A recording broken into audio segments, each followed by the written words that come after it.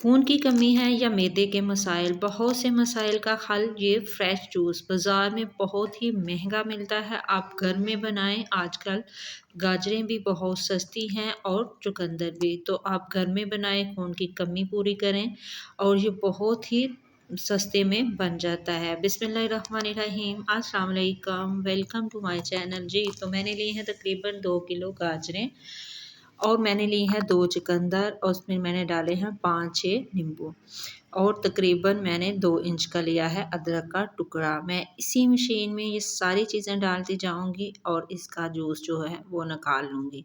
बाज़ार में ये बहुत महँगे में मिल रहा है, तो आप इसको घर में बनाएँ और इस्तेमाल करें, बच्चों को दें जिसको खून की कमी है, कोई भी मसला है तो प्लीज़ आप इसको बनाएँ और बच्चों बड़ों सभी को दें। ये बहुत ही फ़ायदेमंद और बहुत ही मज़े का टेस्टी, इसमें मैंने कोई शुगर ऐड नहीं की, बस गाजर ही इतनी मीठी है और बहुत ही फ्रेश गाजर आई हुई है और बहुत ही मुनासिब रेट में मिल रही है।